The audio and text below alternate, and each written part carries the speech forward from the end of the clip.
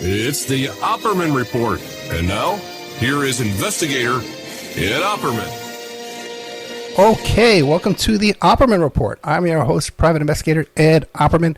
You can find me at Opperman Investigations and Digital Forensic Consulting if you just shoot me an email at Opperman Investigations. It's OPPERMAN report at gmail.com. If you like the show, be sure to check out our Patreon, Opperman Report Patreon. I got the whole Matt Gaetz ethics complaint. In fact, I got both of them. The one about Michael Cohen, too. They got threatened to a witness before Congress. You know, everyone ignores that one because they want to hear about this party he had with these naked teen girls he was drugging. Some party. So all that stuff is up there. Gaetz? What was that, my friend? Gaetz? Yeah, Matt Gaetz. Yeah, I got the whole ethics report up there on the Patreon for free. Yeah, I started to look at it and then I got sidetracked. Anyway. I'm also going to be interviewing, in fact, I have to schedule him today, the fellow that got that whole story started, the one who was running for tax collector, Mr. Butte. And then Joel Greenberg went crazy and created all these fake Facebook accounts in order to accuse him of all kind of crazy crimes that got the whole... Joel Greenberg, he's a real piece of work. Oh, my God. Yeah, I got all those tapes of him when he was having that standoff with the cops. And he buried tannerite in his front lawn. I didn't even know about that. No one knows about it, man. There's two great videos of him where he said his soon-to-be ex-wife's house with his ankle bracelet on there, and she's calling him. She's whispering, he's on drugs, but his parents are so rich they're buying me a house. It's all on body cam. And then when they go to show up to arrest him for the violation of his bail conditions, they're negotiating with him, and they're joking around. Oh yeah, he got caught talking to little girls on his computer. They're joking around, these cops. Don't worry, Joel. We're not going to search your house. You're not going to be dope sick in prison. We'll get you all your medications you need. And then he's telling him, my God. "Oh no, it's the greatest thing in the world." And then he's telling him how he buried tannerite with screws and nails, and I'm an excellent shot. You'll never know my position. And these are all his friends he's talking to. But anyway, all that stuff is up there, and I have upcoming guests with the Matt Gaetz saga. But today we have Steve Kopesky and the great Ted Rubinstein. And this is part 3 of our serial drama on the Jimmy Hoffa story. We're going to be part 3 on Jimmy Hoffa. So who wants to start? Do one of you guys want to do some quick introductions? People probably remember you by now. But let's get some quick introductions here for Ted Rubinstein and Steve Kopesky. Yes, well, I'm a long-time researcher. I've been researching the field of parapolitics for donkey's years, as they would say in Britain. And I specialize mainly in organized crime and the Kennedy assassination. And I've worked with a lot of people over the years, and they include Mae Brussel, who I didn't really work with her, but she would call me on the phone and consult with me occasionally about stuff. And Dave Emery, who's had he was doing podcasting before there was podcasting. He's got a great show. Has had it for years and years. It's called For the Record now. And then I've also worked with Peter Dale Scott a little bit. I indexed one of his manuscripts, and you can't say enough about Peter Dale Scott. This research that we've done in the field of parapolitics would have gotten nowhere if it wasn't for Peter Dale Scott and his epic works. You know, I think I actually did one of the last interviews that he's done. And even that was about 10 years ago. Has he done anything recently? I don't think so, right? Just that memorial thing, that fundraiser. I think he's done one with Aaron Good, and is that right, Steve? Yeah. So he's actually he's doing interviews, or he's co-hosting?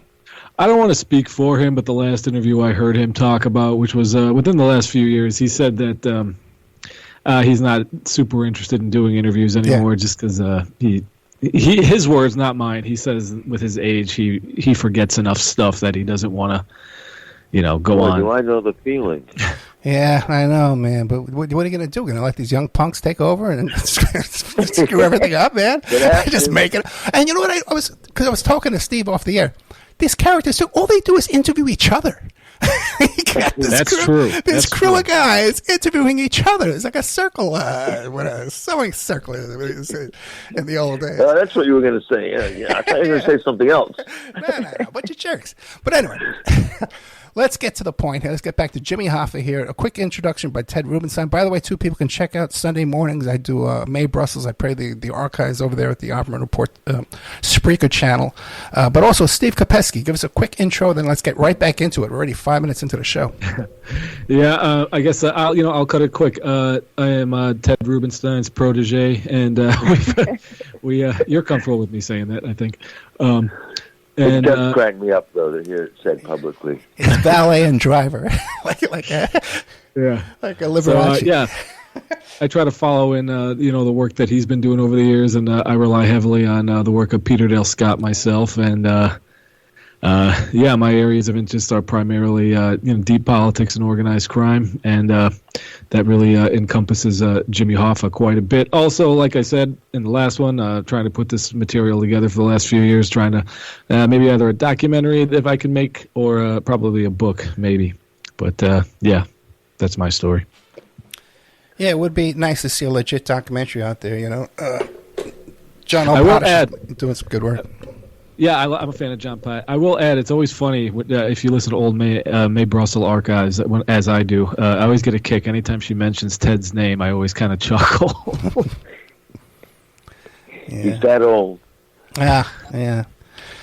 Okay, so where did we leave off in our journey of the great Jimmy Hoffa? Well, we were touching on the involvement in the Kennedy assassination. Now, Ted, I want you to get a chance to really put forth a lot of stuff. I've done a lot of my stuff up to this point. Now, we were saying, did we want to start with Edward Grady Parton? Yes, I think we should mention Edward Grady Parton, since he was such a prominent witness against Hoffa. I guess it was. Did he testify at the trial in Nashville, the so-called test fleet case? So it springs from it cut me off as soon as the 30 seconds is up. But the test, so in 1962, this is the second big trial after, in the first episode, we discussed the payoff with the spook lawyer who was inserted into Hoffa's life, John Saichisti. So this is going to be in 1962. It's called the Test Fleet Trial. Good thing to point out that this is actually a misdemeanor case that the government is pouring all kinds of money and resources into. A charge that... it probably would have only gotten Hoffa 2 years if he had been indicted on it, but that's a lot for a misdemeanor. Well, usually just 1 year on a misdemeanor. At least that's the way it is in California. No, that's everywhere in the States. Yeah, 1 year is a misdemeanor. You can only do 1 year in jail.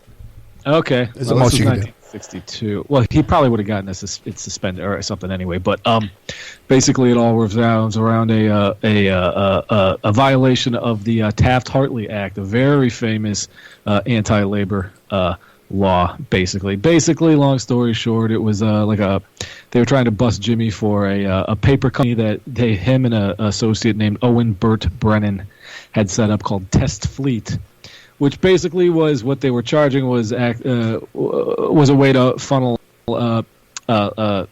payoff money from this company called Commercial Carriers. Basically, they were saying Commercial Carriers was paying kickbacks to Hoffa through this company called Test Fleet in exchange for labor peace. The interesting thing about it is that although that sounds very shady, technically legal. He had been doing it since the early 50s, and his lawyers had said it was all above board. The stuff, all the paperwork was in Hoffa's wife's name, and the wife of the guy he was doing it with, a guy named Owen Burt Brennan.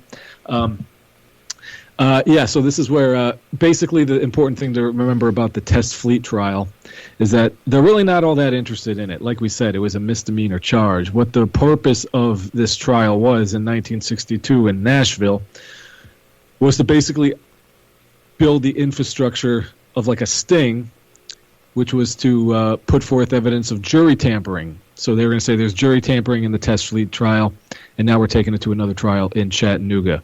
And they would actually admit at the end of the Test Fleet trial, because it actually ends up in a hung jury.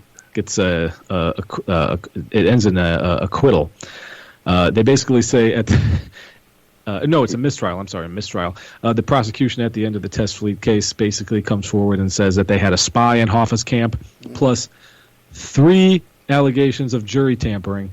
Odd, because 2 of the allegations were committed when the jury wasn't even selected yet. But like I said, remember that it was basically its function was to act as a sting, meant to make sure that Hoffa had the appearance of committing jury tampering.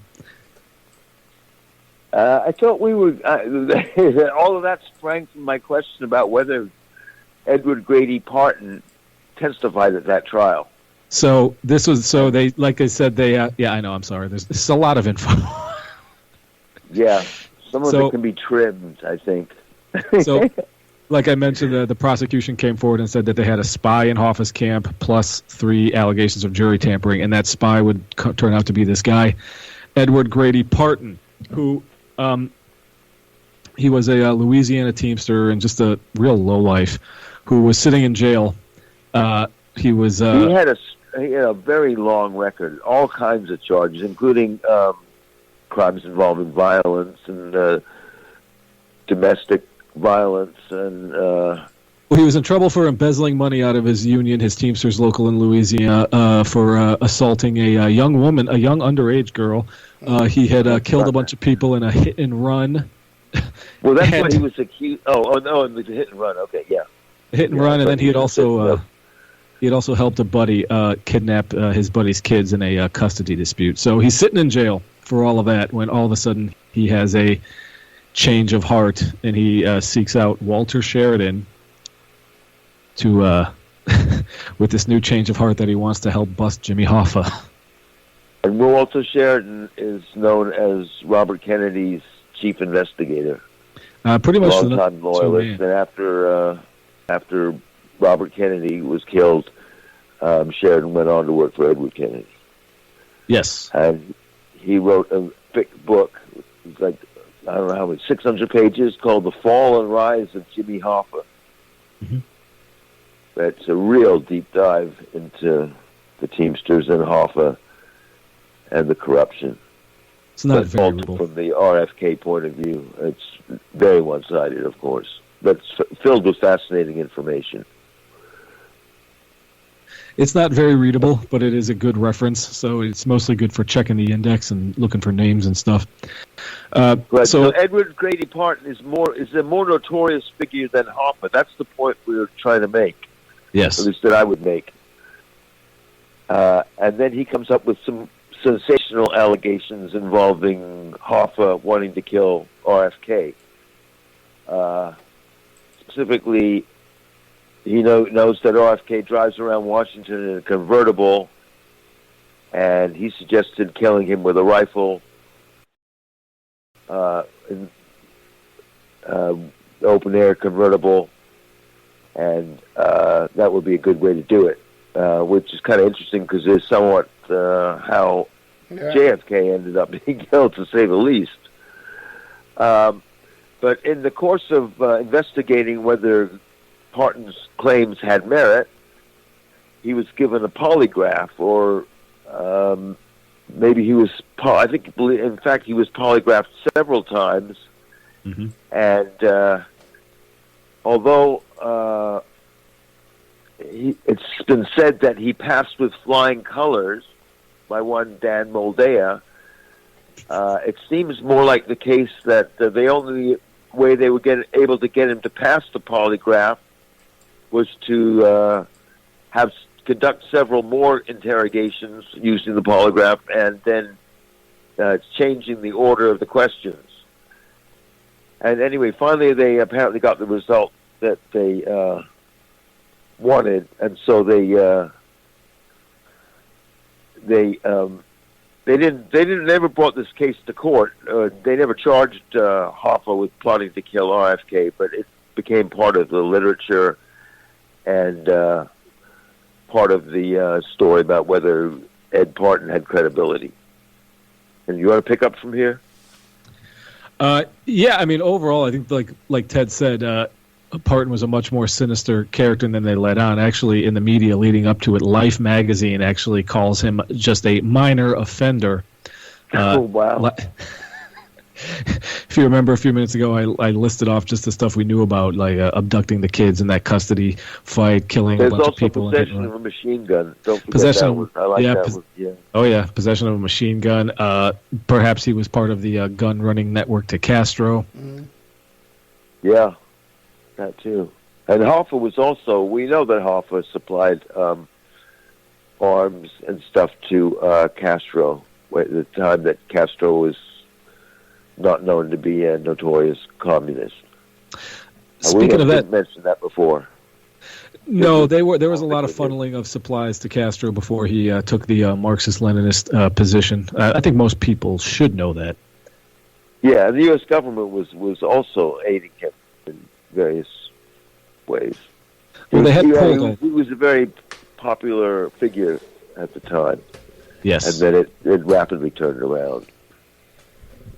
The Acros Dynamics, which is a company set up from people surrounding Hoffa, including, I want to say, Jack LaRue. Now, Ted, have we deduced that is officially Jack Ruby? No, it is not Jack Ruby. LaRue, really? Guy, yes. There is a guy that we finally determined there was a Jack LaRue involved in whatever they were discussing, where his name came up. And the rumor or the allegation that perhaps it was Jack Ruby was debunked, at least to my satisfaction. And it's just amazing that there were so many characters just running around, running guns. Was the one that told me that. I should have mentioned that I've worked also with Jonathan Marshall a lot, and he's written some excellent books along with Peter Dale Scott, and he wrote a little-noticed book called Dark Quadrants, which is all about alliances between big business and American presidents and the organized crime and the scandals that have involved over the years. And that book was pointedly ignored by every media source. It was just amazing. And it's so scholarly, so many footnotes, and they just tried to pretend the book didn't exist. Mm. And he was very forgiving of that situation, and I was just appalled. Anyway, I don't want to get sidetracked on that, but let's get back to Parton. So, go ahead. What did you want to say? No, I was just going to say,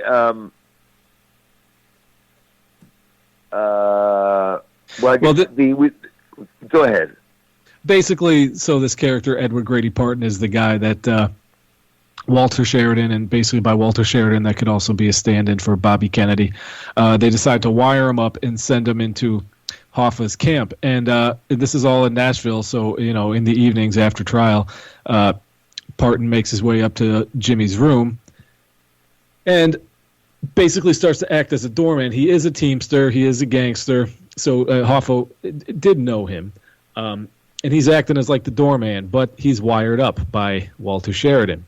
And this would actually end up going all the way up to the Supreme Court after the case, where they basically ruled that no, Sheridan was actually a guy who had a genuine change of heart when he heard threats by Jimmy Hoffa to assassinate Bobby Kennedy that offended him so much that he decided to flip and become a informant. So he goes in wired up, and he's their spy in the basically that comes out in the trial after the Test Fleet trial, where he also has basically a fake admission from Hoffa about that he has multiple jurors in his pocket, which is not documented. The thing about threatening to shoot Robert Kennedy in the convertible, he was not wired up when that was allegedly made. No, correct? No, that's not in the wires. Right. No, not at all. And but that's from the polygraph test. Should we mention Dan Moldea at this point, because this is a big, hotly contested incident, especially in Kennedy assassination research?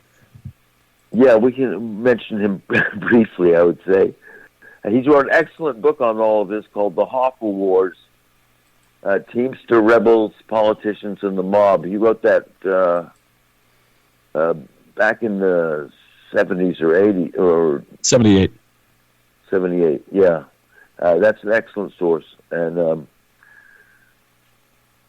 it does have a but few he's flaws. a big Though. supporter of Edward Grady Partons. Would you say? Yeah, Moldea himself is a protege of Sheridan, or he calls himself a protege of Walter Sheridan, so he pretty much accepts that Edward Grady Parton was a good witness who was telling the truth, despite the fact that they polygraphed him until they got the answers that they wanted, or the results they wanted, rather. And interesting enough, Moldea thinks that the mob was responsible for killing John Kennedy, but he does not believe that they had a role in the RFK case. But we'll get to that briefly, and we'll get to that shortly, I hope. I'll add that Moldea, he would go ahead and work with Michael Ewing, who is on the House Select Committee on Assassinations. And it's been argued that Moldea's research contributes to G. Robert Blakey's final verdict on the case that Kennedy was murdered by organized crime. But then Ewing... Wait, one second. We're 20 minutes in. You guys are saying there was a plot. He's one of the ones. Anyway, there's all these ironies involved with these characters. So they're showing up on both sides. Yes. With Fensterwald and Ewing. Wait, so real quick, you guys are saying there was a plot to kill RFK too? It's hinted at, yes. That's what Hoffa was in prison with the infamous Carmine Galante. Okay. Mm-hmm. And Carmine Galante claims he heard Hoffa threaten to kill RFK. An informant says, and this isn't an FBI file that we cannot find. We have the number, but we cannot find the actual file from the FBI, the Los Angeles field office. That an informant has discussed overhearing Jimmy Hoffa talking with Carmine Galante that if RFK wins the California primary and gets the Democratic nomination to run in 68, the contract goes into effect. And in fact, so that's what happened. RFK won the California primary and was killed officially by Sirhan just minutes later in the pantry. But some people think that the real assassin was one security guard named Thane Eugene Caesar. And guess who his biggest defender was until his death? Well, it's Dan Moldea, who we just mentioned. And I'll just say this in passing, that Dan Moldea apparently has no interest in talking to either Steve or me, because I've been blocked by him. And apparently he doesn't, I guess he thinks Steve is too minor a researcher to respond to, or else he doesn't like what he's heard about him. I don't know what it is. It's your case. I'd like to think my reputation has reached Moldea, if only. There's a lot of drama in these circles. There is. Yeah. Okay, so let's talk about Hoffa's putative role in the John Kennedy assassination, as it's alleged by his lawyer, Frank Regano, who wrote a book called Mob Lawyer. And Regano represented Marcello, Trafficante, and Hoffa. And he alleges in his book, which he was very interested in selling. Oh, let me say that he's been convicted. He went to prison for perjury. So his reputation isn't too good. And anyway, he claims that Hoffa, he wanted his lawyer to tell Hoffa that, to tell Marcello and Trafficante that he thinks that they should kill JFK. And when he tells them what they had said to him, they exchanged looks that suggested that this was something they already were planning. In other words, they weren't outraged or anything. They didn't say, "Well, how could he say that? And why would he?" They gave knowing looks to each other. And then after the assassination, Hoffa, well, we know that he demanded that the flags not be put at half staff. He told his employees they had to stay at work. And he was never... the House Assassination Committee looked at his role in possibly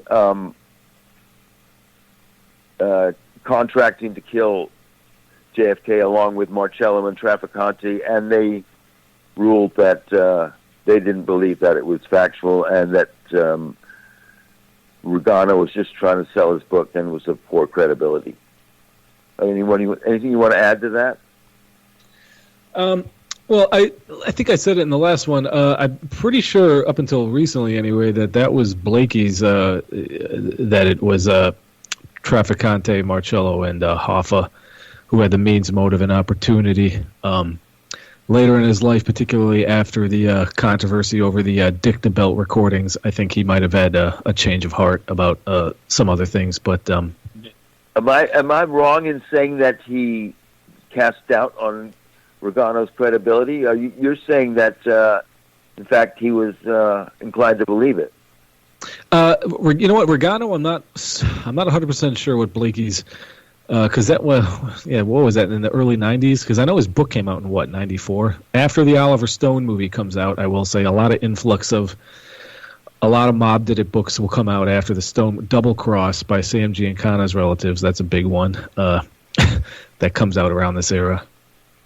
And would you think that's sort of a way of covering for the mob by, or covering for the CIA by blaming the mob instead?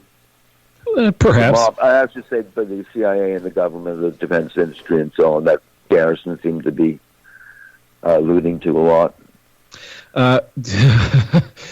Well, speaking of Garrison, Rugano, I mean, he has unflattering things to say about the Jim Garrison investigation, which is very interesting also. I should point out... There's all this intertwining between the discussions of various mob figures to get Hoffa out of prison with the Garrison investigation involving some of the same characters, including Edward Grady Parton, who there was one rumor that he was seen driving around with Jack Ruby, which was a laughable assertion. And I don't know who had made that one up. Well, what about the more recent Roger Stone allegations of Lyndon Johnson and his whole efforts? And meanwhile, he's friends with all these people. I think you just answered your question. Yeah. I don't think Stone is particularly credible. I mean, the LBJ rumors, that goes back to the Torbett document. I mean, that's not unique to Roger Stone. You know who writes for him? Ghost writes for him is St. John Hunt. Oh, I did not know that. I know a lot of people don't know that, yeah. I thought it was Morrow. No, not anymore. No, they had a huge falling out. You never heard that show? Maybe I did. You have so many shows. I don't know. Oh, my God. The last show with Robert Morrow where he rips into Roger Stone. It's riveting. Okay. I'll send it to you. Yes, please. Thank you. And my last show with St. John Hunt, he talks about working for Roger Stone. He won't accept my friend request. You talked about LBJ, though, Ed. Sorry? I'll have to listen to that show also. You mentioned LBJ, but there's more to discuss with reference to Hoffa about Richard Nixon. Okay. Yes. Because after Watergate, the first place that Nixon surfaced publicly was the La Costa Country Club down there in Carlsbad, California, and that was founded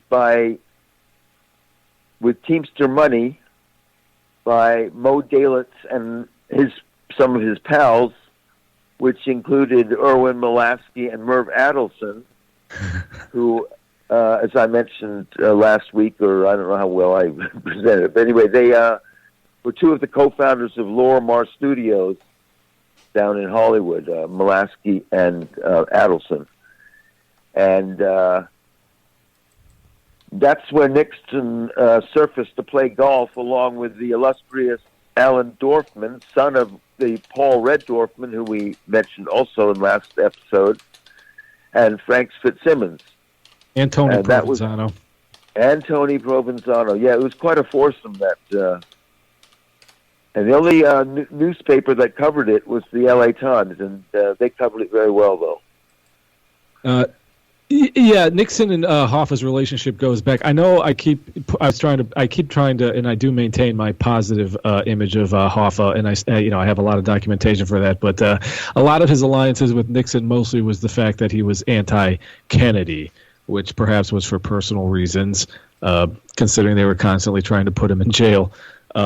I would like to point out that the times that Hoffa endorsed Nixon, he also followed it up with vote Democrat down ballot, though. Who did? Jimmy. Oh, he did? I did. Oh, okay.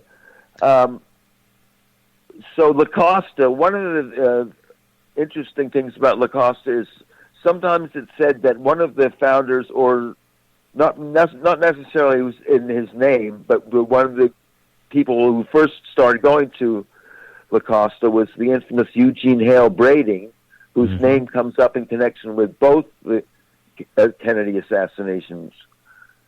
Although there's no hard evidence that he was really... I mean, he was picked up at the scene of the John Kennedy assassination coming out of the Dow Tex building, but ultimately let go and not charged with anything. But he was also, by happenstance, in Los Angeles, 4 miles away from the ambassador when Robert Kennedy was killed. So, and then he was interviewed by the House Assassination Committee, and he told them that his current occupation was basically suing people who charged him with being involved with the Kennedy assassinations. So anyway, that's a little something about Eugene Hale Brading. As far as the mafia involvement in the Kennedy assassination, Brading is a name that pops up fairly early. I think one of the first implications of organized crime being responsible for JFK's murder was actually first in Ed Reed's book called The Grim Reapers, an old book on the mafia, which I do recommend, The Grim Reapers, where he repeats a threat by Carlos Marcello. This is the take the stone out of my shoe quote. The Brading story comes out in '73 in a book called The Legacy of Doubt by Peter Noyes, who was he a CBS producer? He might have been a KCBS producer. Anyway, he was a local LA newsman, and he came onto the story of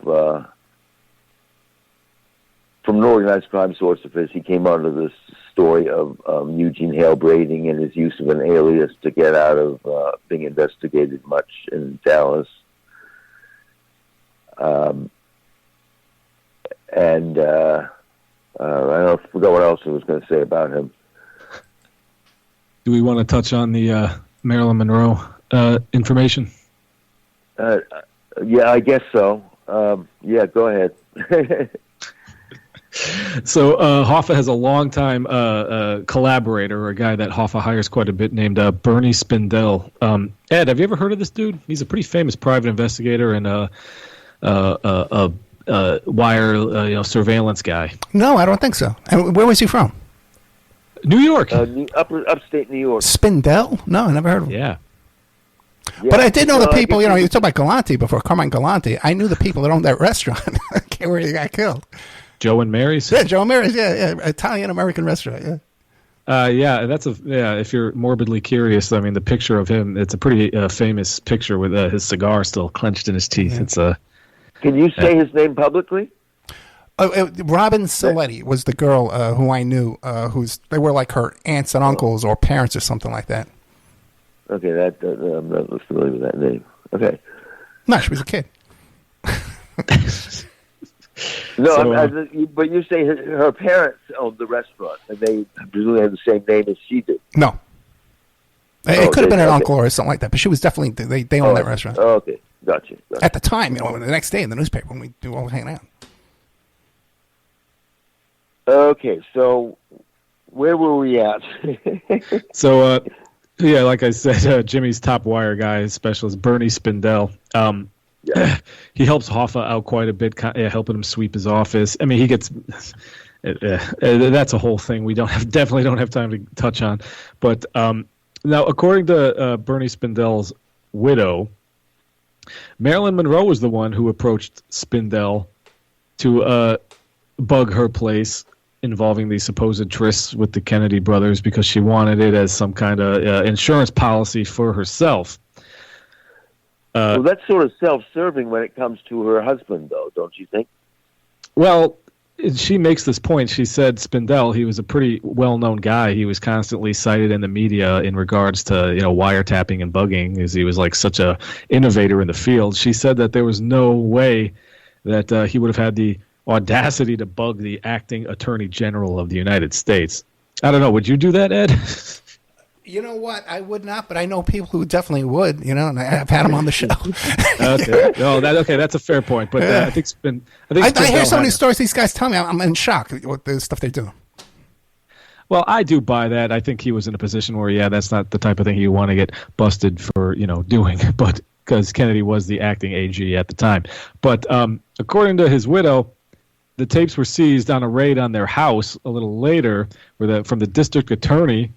And apparently these tapes that were confiscated that Spindell had gotten from Marilyn Monroe, that apparently, he wired up her house for this. They were confiscated and they were never able to get them back. But the fact that you believe that Hoffa was able to get a hold of them. Well, this is also another hotly contested thing because the fact that Spindell claimed to even have them would only point to his client, Jimmy Hoffa. As we know, he was constantly trying to troll the Kennedys as much as he could. Was Spindell a colleague of Fred Otash of Los Angeles?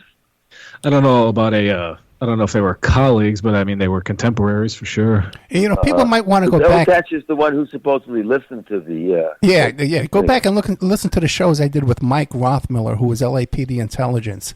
And he claims to have heard those tapes and has some intimate knowledge of all that stuff. And a lot of the other stuff he's told me is real. So, good book, L.A. Secret Police. Yeah. Excellent book. Here, let me say. Well, I'll say this really quick, just as far as the Kennedys, Marilyn Monroe, Jimmy Hoffa thing. Frank Capell is a name I don't know if too many people are familiar with. Capell. He's like a far right John Birch Society type. He had a newsletter called what was it called? Herald of Freedom. And in 1964, there really weren't any theories about Marilyn's death up until this point when he comes out with a 70-page booklet called The Strange Death of Marilyn Monroe, where he claimed that her death was basically all part of a communist conspiracy orchestrated by Bobby Kennedy. And Capell was also a member of the secret society and a friend of J. Edgar Hoover's. So he had friends in law enforcement and the far right and the secret societies. Speaking about both of those things. Well, apparently the only person that contributed to his research on this 70-page pamphlet was the journalist Walter Winchell, who was friends with J. Edgar Hoover and Meyer Lansky and Frank Costello. And the other person who contributed to this pamphlet was the first officer on the scene, Jack Clemens, who at that point was in his own weird far-right organization called FIPO, whose goal was to inform the membership and the general public about the subversive activities that threaten the American way of life. I mean, that's all coded language. So these are like proto-QAnon guys, basically, is what I'm trying to say. Norman Mailer all these things kind of snowball from this 70-page anti-communist tract written by Frank Capell and Jack Clemens into Norman Mailer, who also will come out later on 60 Minutes and say, that stuff wasn't really real. Now, it gets, Hoffa's name gets drugged into it by a guy named Anthony Scaduto, who was mostly known for his biography on Bob Dylan up to that point, his book, Who Killed Marilyn Monroe. And his source for that was a guy who wrote a book where he claimed to have married Marilyn, but nobody knew about it. They had like a secret marriage in Mexico. Robert Flatzer, a poor credibility. In Hoffa's Playboy interview, they ask him about it, and he even says, "No, I'm considering suing them. That's the stupidest thing I've ever heard, that he was mixed up with all this." But so this snowballing over the years of the it starts from saying that she was murdered in some kind of like a sexually charged communist conspiracy. yeah, Hoffa's name gets kind of tagged Dylan in. playing in the background. Yeah. Hey, Anthony. How does it feel? Good one. So there's that. I mean, that to me that just kind of paints the picture of, I approach a lot of the Maryland stuff with some hesitation. Yeah, it's a very popular topic. You sell a lot of books. You talk about Maryland. Yeah, Exactly. and some people claim that neither Kennedy slept with Marilyn Monroe, and that the whole thing is rumors. Oh, I don't know about that. I talked to I don't know about that either. I talked to Buddy Greco, who was there at Cal Nav when she was raped. Yeah. Well, at least you didn't say Gianni Russo. Gianni Russo? No. I had him on the show, too. Well, you got to hear him off the air, man. That guy's a lot of fun.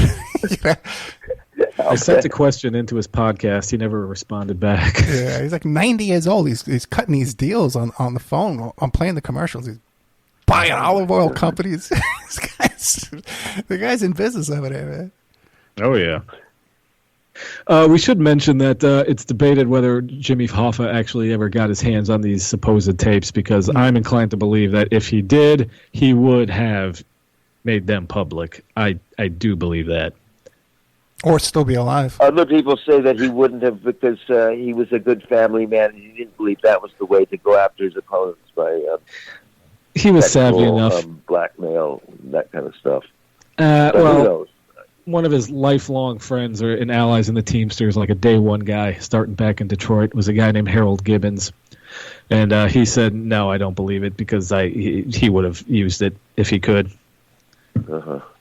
Well, we got about 20 minutes left. Do you want to get into the plot to kill? Yeah, we might as well. So I'm sorry, there's so much. Actually, my first public outing on this about a year and a half ago, it took us 4.5 episodes, over 4 hours of content, and that was just the basic overview. So there's yeah, but that's without Ted helping. Well, yeah. So we'll get into the nuts. I'm gonna have to go back and listen to some of those. Yeah. Oh yeah. Because I think I've only caught one so far, and well, anyway, I probably picked up a lot of the information just by listening to you over the last few weeks on these, or the last few hours, and we've been doing these podcasts together. Well, I learned all my research skills from you, so that's a compliment to you. But so I'm wondering who's mentoring whom these days, and who's the protege. Well, okay. So if we want to get it, because we only got 20 minutes, so we want to get into the nuts and bolts of his disappearance. I know that's what 18. 18 minutes. I know that's what most people are interested in. So according to the Hoffa memo, which is basically like the Warren Commission of the Hoffa murder, Hoffa disappearance, Hoffa drives to the Macus Red Fox restaurant in suburban Detroit, where he's supposed to be meeting Tony Giacalone, Tony Jack, who's a heavy in the Detroit Mafia, Tony Provenzano, New Jersey mobster. We referenced him in our first episode.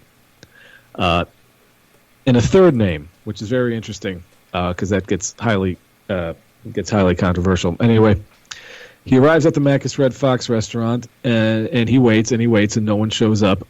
And there's plenty of witnesses that see him there, because this is in his home base. This is in Detroit. Everybody knows him there.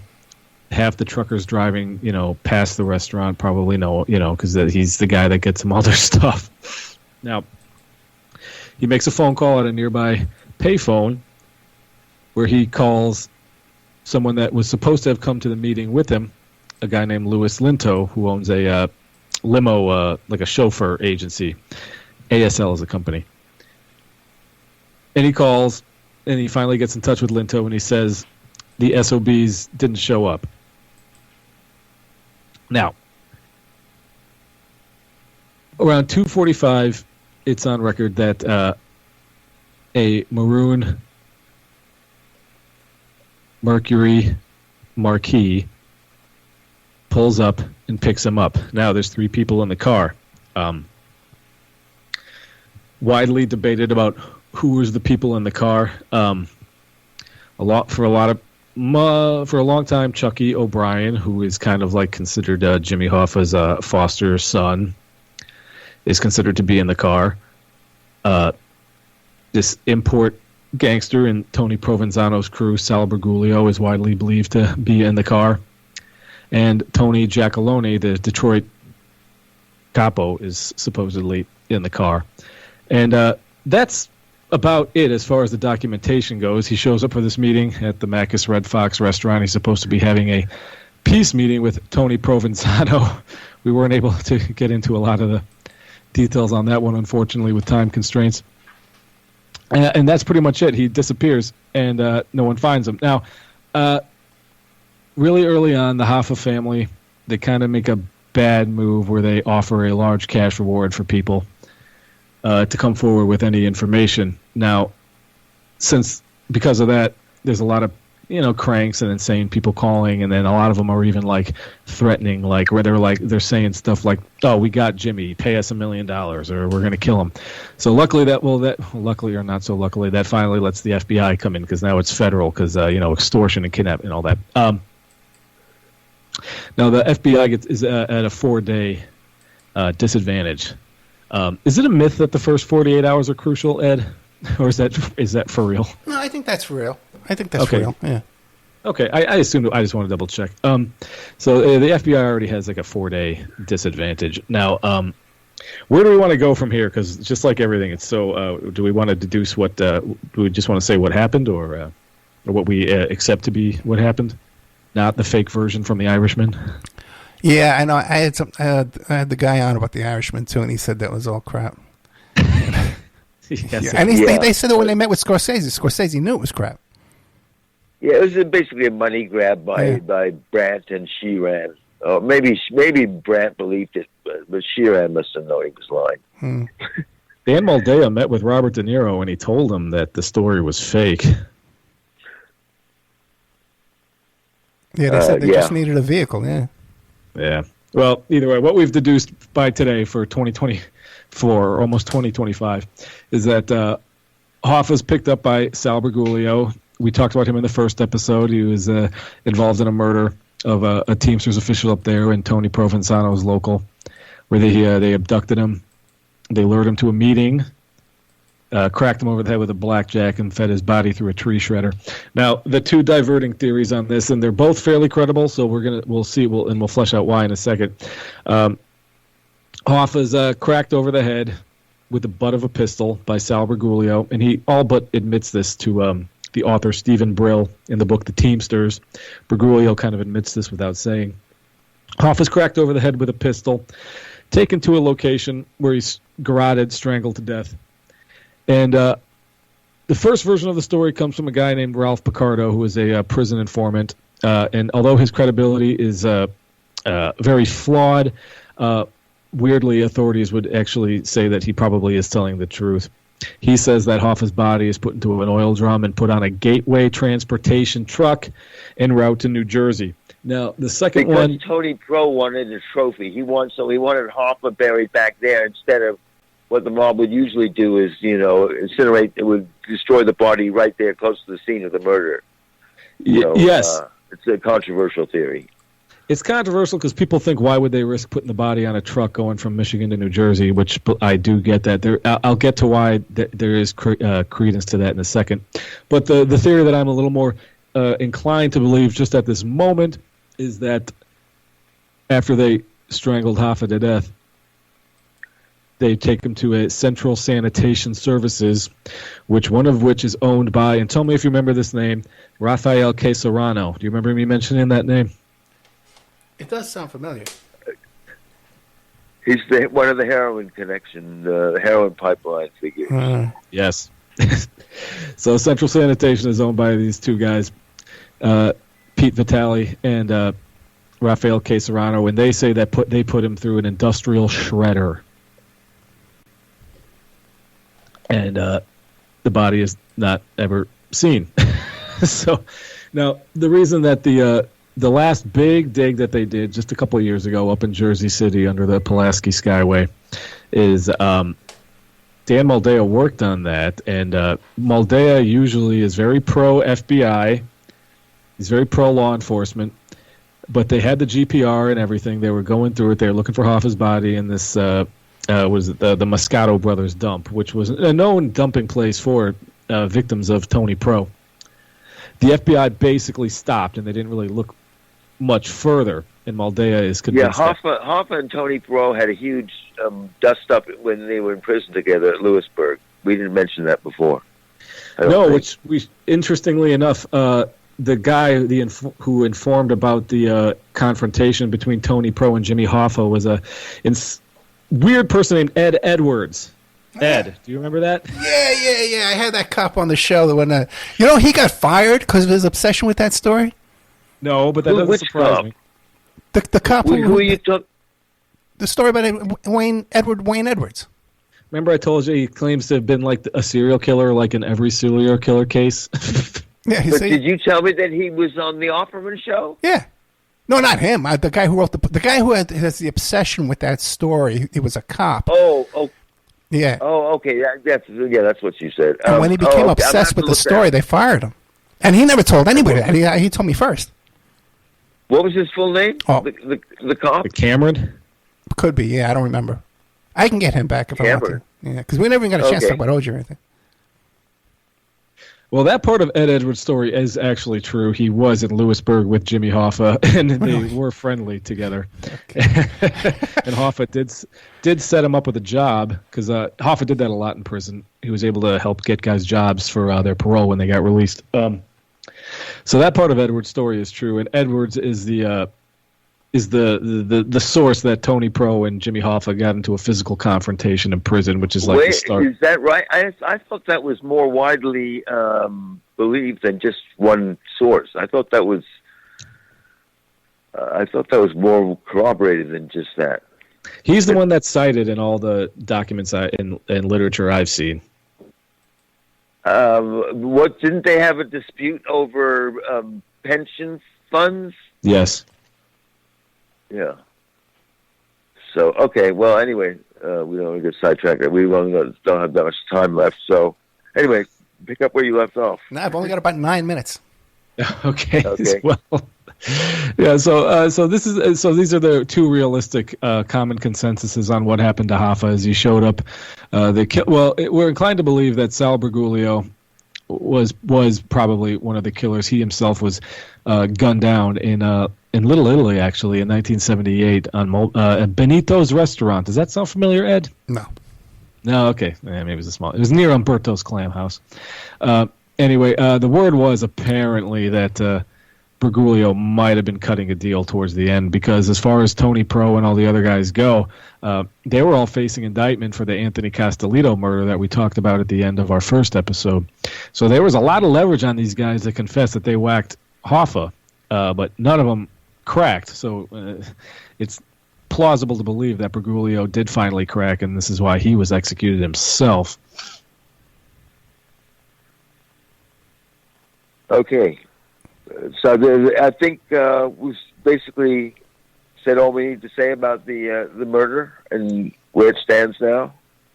Well, I mean, of course, just like everything in this case that we didn't have the time enough to get to. I mean, Chucky O'Brien, his de facto foster son, his story changes a million times. I mean, we could even talk about Frank Sheeran's story changing over the years. I mean, he even admitted on a guy named Charlie Allen, who he is having dinner with in New York. He even said to the guy, and he was on a bug. It wasn't like he was being led into it. He said, "I had nothing to do with Hoffa's murder. I wasn't even in Detroit that day." I think he showed up in Detroit the next day, the day after Hoffa's murder. So it wasn't towards the end. Who are you talking about there, Sean? Oh, Sheeran. Oh, Sheeran. Oh, okay. It's such a shame too, because this is historic stuff, man. It's not like Yeah, he also claims to have sent some rifles from the East Coast to Dallas that were involved in the assassination in some way, which doesn't seem too credible. And that's David Ferry picked them up or something. Anyway. Oh, of course.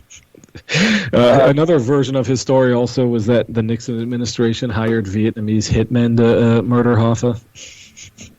That's ridiculous. Hey, did you ever hear that story about that Ronald Reagan had that Vietnamese freedom fighter that used to travel around with him? You ever see that story? I think I heard it from you. Oh, okay. Yeah. All right. I think I heard it from you. Well, it's interesting that we don't have time to get into so many interesting things. Well, we can always come back. You guys can come back anytime you want. Oh, okay. There's the connections with the Ronald Reagan administration with his Secretary of Labor, Raymond James Donovan, who seemed to have been at least friendly with Tony Provenzano.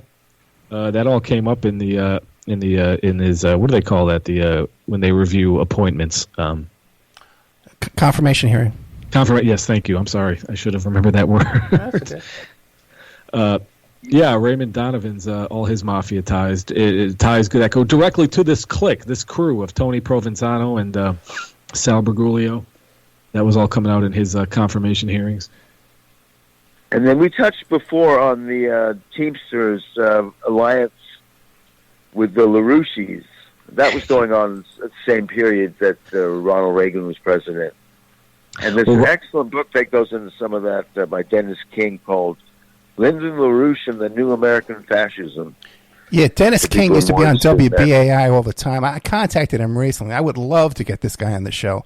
You know, the LaRouche guys, I don't know if you'll know the whole story about them with the New Alliance Party and Lenora Fulani, and later on she was a vice president. Yeah, I know about that. Yeah, all that. Yeah. They used to come and beat up guys. They used to come down and attack guys at our meetings. Operation Mop Up, I think. Yeah, meetings I would go to. They would come crash the meetings.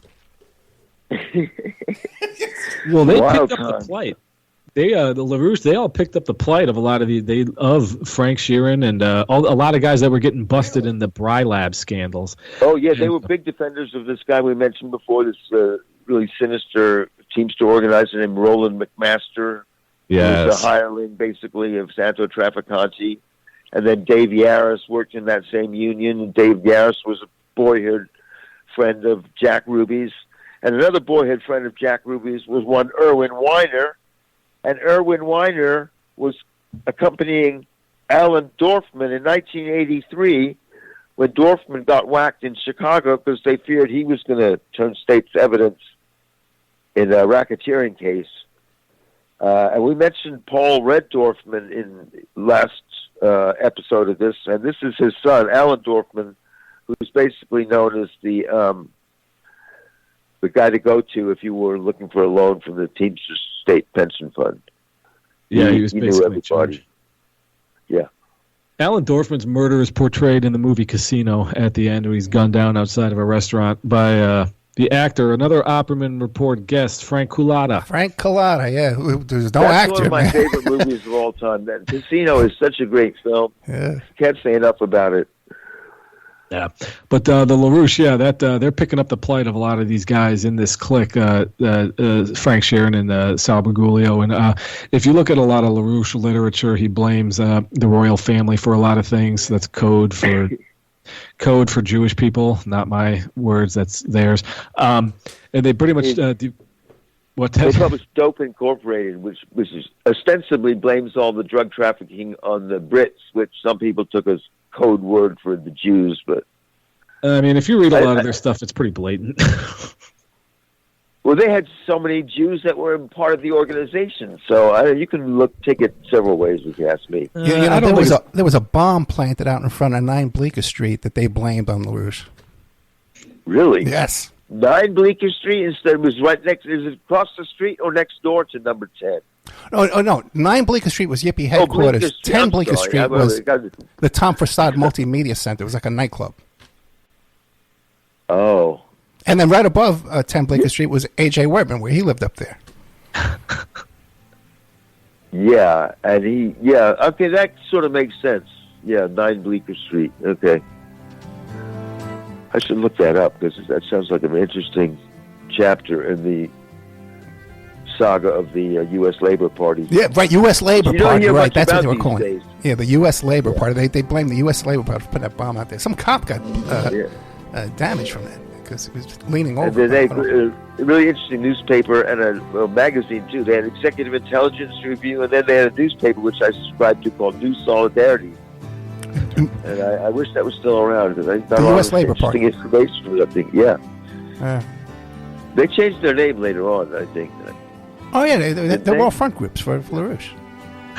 Yeah, they were. All right, we're out of time. We've been talking to the great Ted Rubinstein and the soon-to-be great Steve Kopesky. 3 too long kind. hours, minutia on what's his name, Jimmy Hoffa. My goodness. Yes, this is a deep dive. No? A lot of great information. I think we could do another show.